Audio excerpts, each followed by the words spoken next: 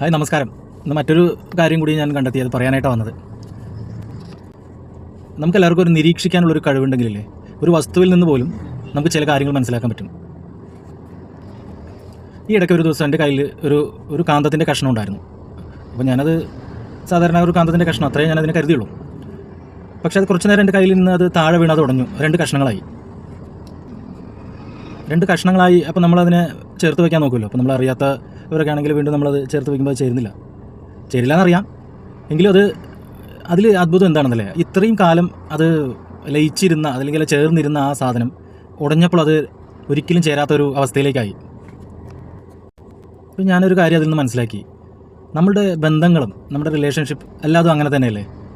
നമ്മൾ എത്രത്തോളം നമ്മളതിലിരിക്കുന്നോ അത് നമ്മുടെ ഏറ്റവും പ്രിയപ്പെട്ടത് തന്നെയാണ്. പക്ഷെ നമ്മളൊരു എന്തെങ്കിലും ഒരു ചെറിയ കാര്യത്തിന് അല്ലെങ്കിൽ ഒരു വാക്കുകൊണ്ടോ എന്തെങ്കിലും നമ്മൾ പെട്ടെന്ന് ആ ബന്ധം വേർപെടുകയോ അകലാനോ ശ്രമിച്ചു കഴിഞ്ഞാൽ പിന്നീട് ഒരിക്കലും അത് പണ്ടത്തെ പോലെ അത് ചേർന്നിരിക്കുമോ? പിന്നീട് ഒരിക്കലും അത് ചേരില്ല. പിന്നെ അത് മറ്റൊരു വ്യക്തിയിൽ, അതിപ്പോൾ കാന്തം എങ്ങനെയാണ്, നമ്മൾ ആ ചേർന്ന ഭാഗം പിന്നെ നമുക്കത് ഉടഞ്ഞു കഴിഞ്ഞാൽ ചേർക്കാൻ പറ്റില്ല. പക്ഷേ തിരിച്ചു വെച്ച് നോക്കും അതിന്, അവ തമ്മിൽ പരസ്പരം ആകർഷിക്കും. അതുപോലെ തന്നെയാണ് വ്യക്തികൾ.